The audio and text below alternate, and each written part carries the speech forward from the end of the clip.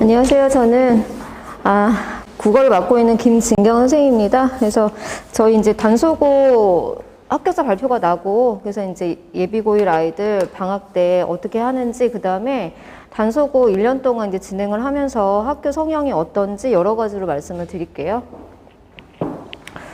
일단은 합격자 부모님. 네. 네. 저희 단소고는 국어 같은 경우에는 지금 미래인이라는 교과서를 쓰고 있어요, 아이들이. 근데 미래인은 이 주변에서 굉장히 많이 쓰는 그런 교과서고요. 그다음에 책 자체가 이제 작품들 구성이 되게 탄탄하게 되어 있는데, 어떤 교과서든지 목차는 똑같아요. 국어 교과서가 출판사가 여러 개여도. 그래서 얘네가 이제 딱 중간고사를 시작하면 올해 같은 경우에는 이 학교의 이제 특징은 뭐냐면요. 범위가 다른 학교에 비해서 절반밖에 안 돼요. 왜 그러냐?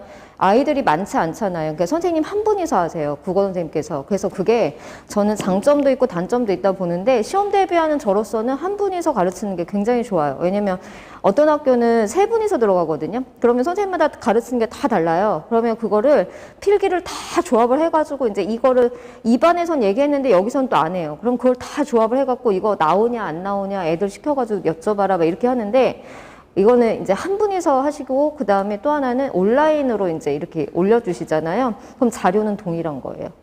그래서 선생님 한 분이 하셔서 그러는지 범위가 굉장히 좁은 게 특징이에요. 그 다른 학교가 1학기 중간고사에 뭐 한 3개 정도 범위가 들어간다라면, 얘네는 지난번에 딱 한 단원 들어갔어요. 딱 한 단원. 그래서 뭐 그 큰 범위 뭐 예를 들어 3단원에 한 단원이다 그러면 여기서도 이제 나눠지는 이 작품들이 거의 한 4개 정도 소단으로 나눠지는데, 여기에서 딱 3개만, 이 정도만. 그러니까 이렇게 하니까 아이들한테 굉장히 탄탄하게 아주 굉장히 여러 번 반복을 해가지고 시킬 수가 있는 거예요. 그래서 아시겠지만 저희는 이제 처음에 시작할 때 여기가 1등급이 몇 명이냐면 4명밖에 안 돼요. 100명 조금 넘는 그 수로 시작을 하기 때문에 4%잖아요. 1등급이. 그러니까 4명밖에 안 되는데, 아이들한테 제가 말을 했어요. 우리 반에서 이 4개를 다 갖고 온다.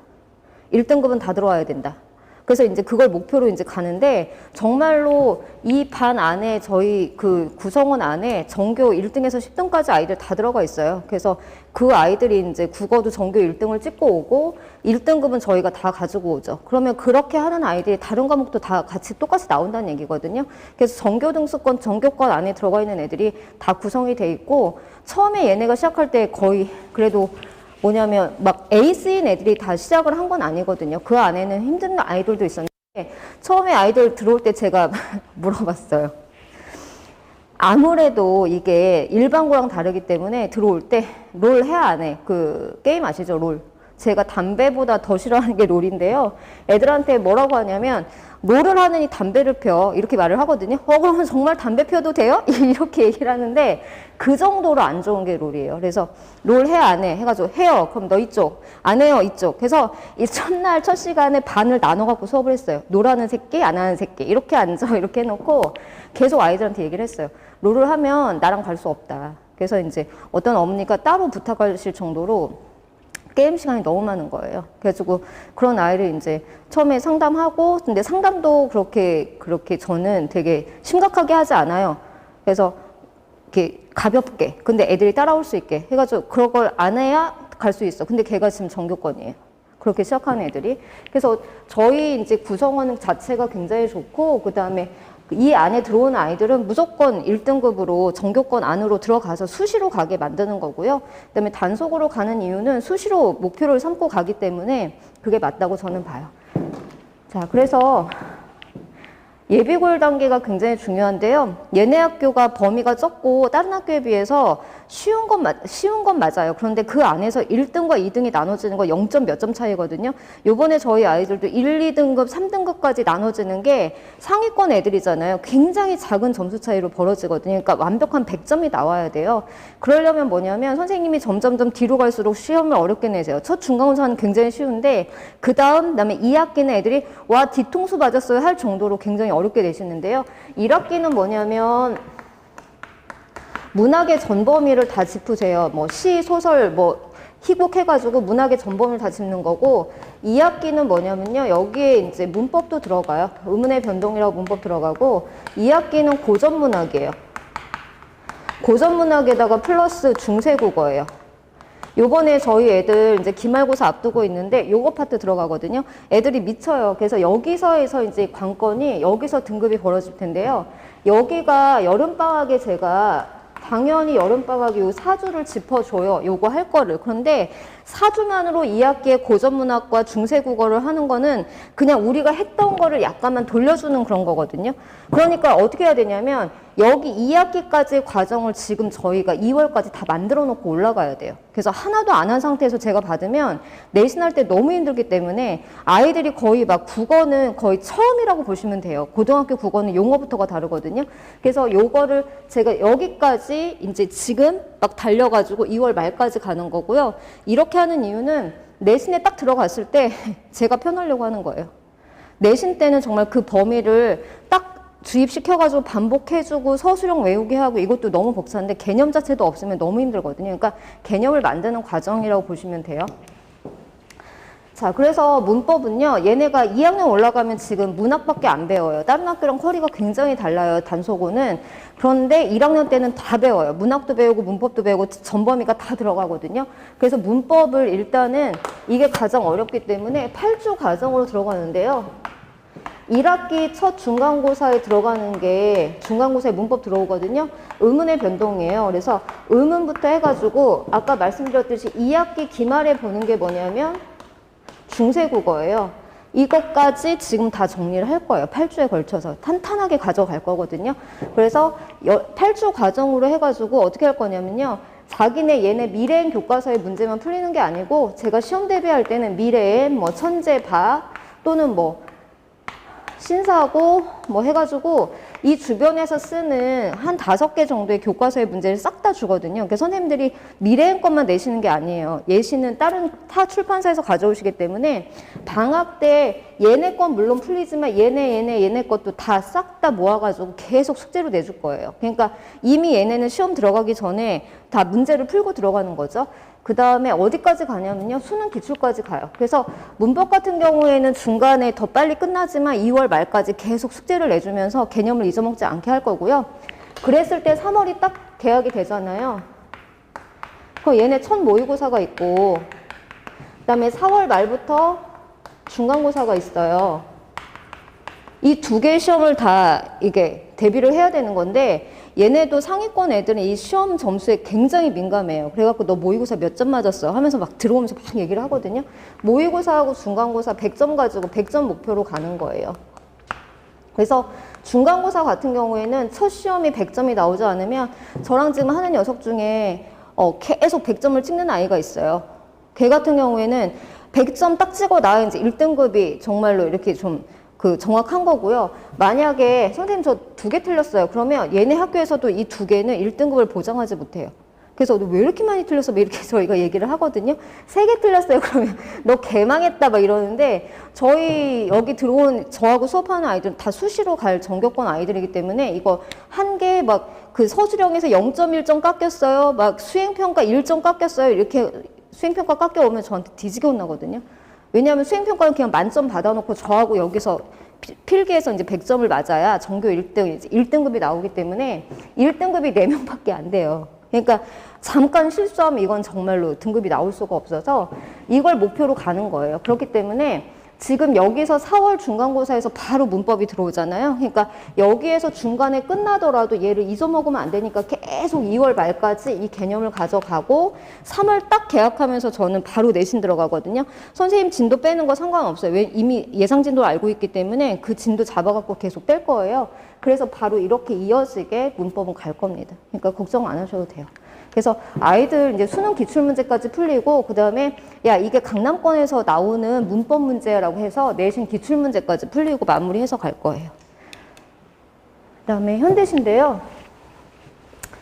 현대시는 좀 이따가 이제 설명을 드리고요. 얘보다 저희가 급한 게 이제 고전시가예요. 현대시 이제 교재고 고전시가 100편을 정리할 건데요. 저거는 100개가 중요한 게 아니고 얘가 중요해요. 그래서 고전 어휘하고 고전 개념이 있거든요. 얘는 한번 정리하면 3년 동안 써먹는 거예요. 내신에서 수능에서 다 써먹는 거기 때문에 빨리 정리를 할 건데요. 어휘를 외우게 할 거예요. 그래서 어휘가 거의 한 80개 정도? 고전 시가, 고전 문학이 들어오는 어휘가 80개 정도인데 저거를 계속 반복해서 외우게 할 겁니다. 6월 말까지. 그러면 얘는 언제 쓴다고 말씀드렸냐면 고전 시간에 2학기거든요.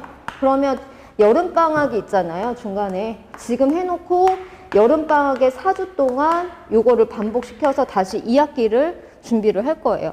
그래서 이게 단소고반이 오픈이 되면요. 저는 정규반이에요. 그래서 지금 겨울방학에도 얘네 반을 깨트리지 않고 정규반으로 단소고반으로 가기 때문에 인원들을 그대로 끌고 가는 거거든요. 그러니까 휴강이 없어요.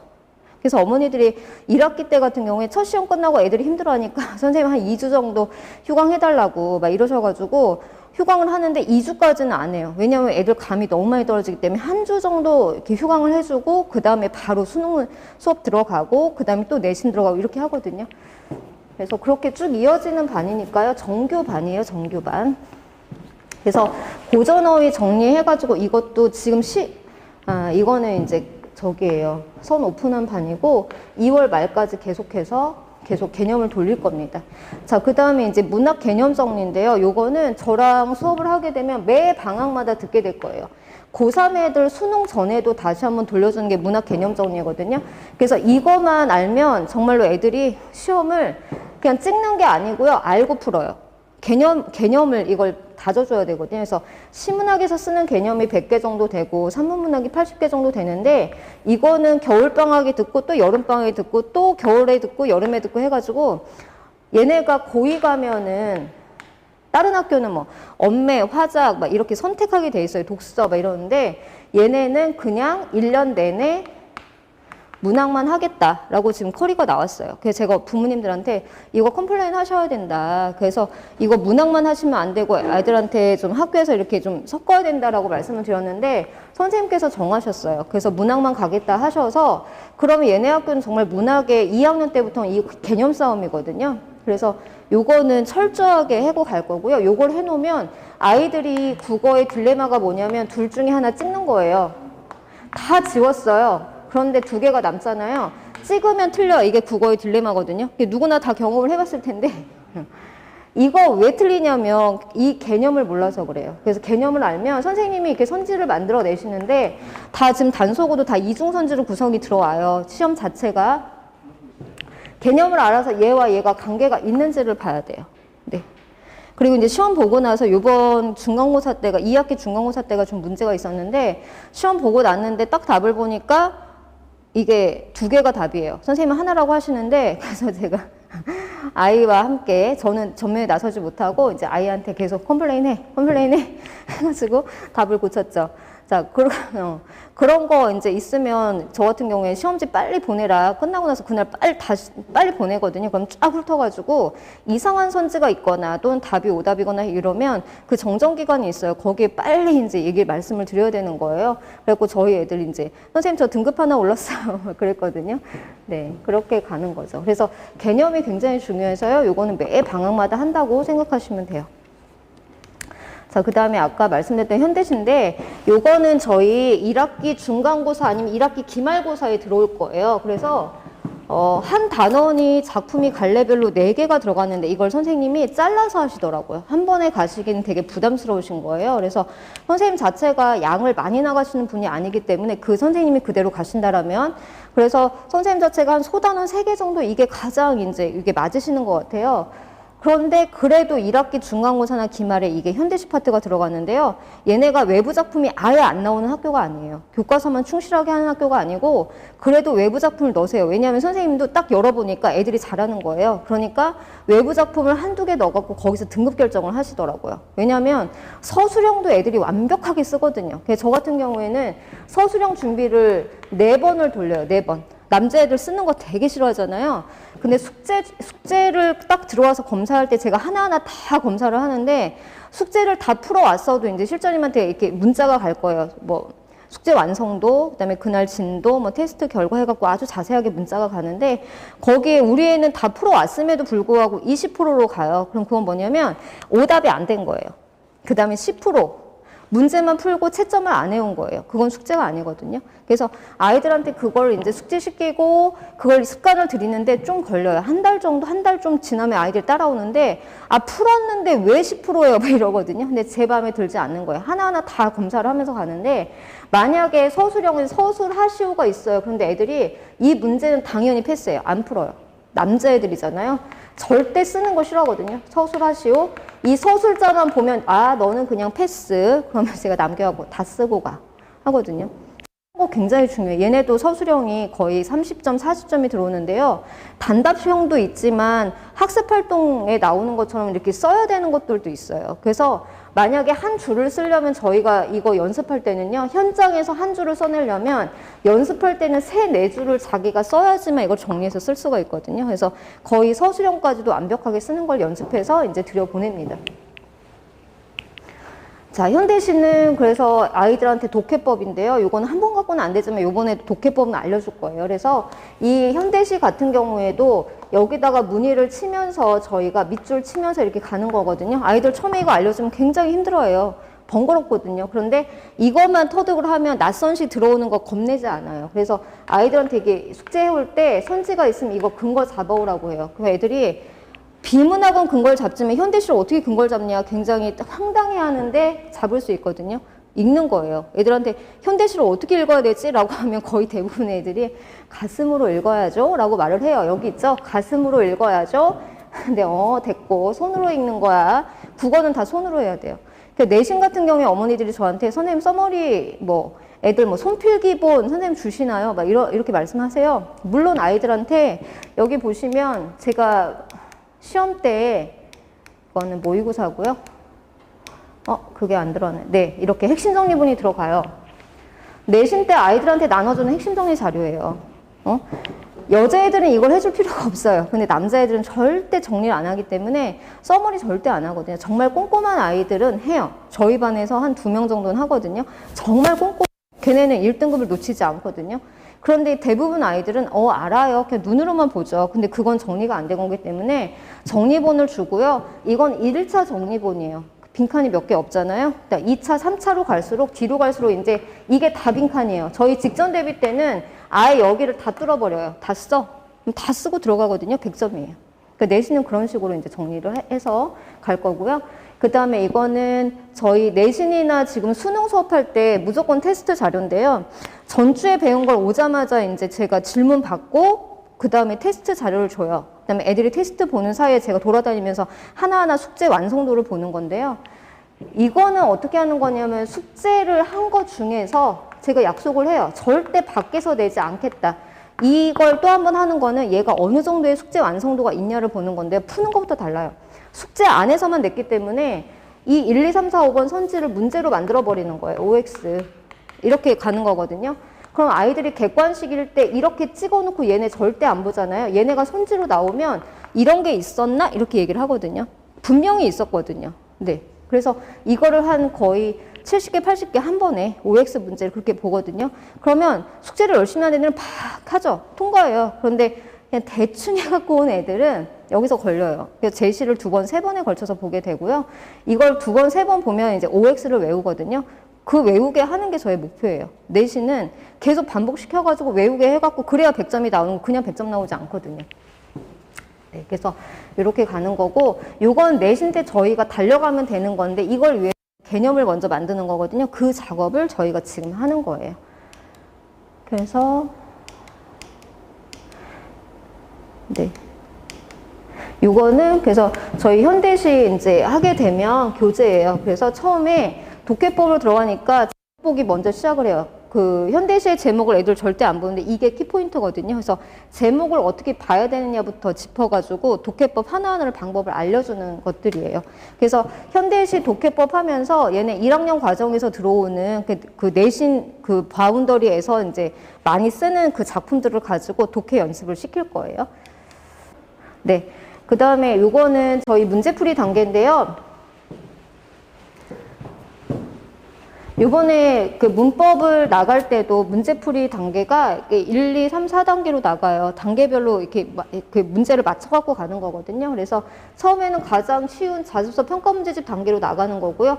2단계는 이제 다른 교과서, 그러니까 이렇게 엮여있는 다른 교과서의 문제가 나가고, 3단계가 모의고사 수능 기출문제가 나가고요. 4단계가 뭐냐면 학교에서 본 학교 기출문제예요. 그러니까 이 주변에서 본 기출문제를 주는데 아이들한테 물어봐요. 뭐가 제일 어렵냐라고 하면 이거예요. 단연코 학교에서 선생님들이 낸 기출이 가장 어려워요. 왜냐면 여기에서 수능 문제에서 내는 용어는 정해져 있어요. 아주 깔끔하고 지문 자체도 깔끔하고 문제도 깔끔하잖아요.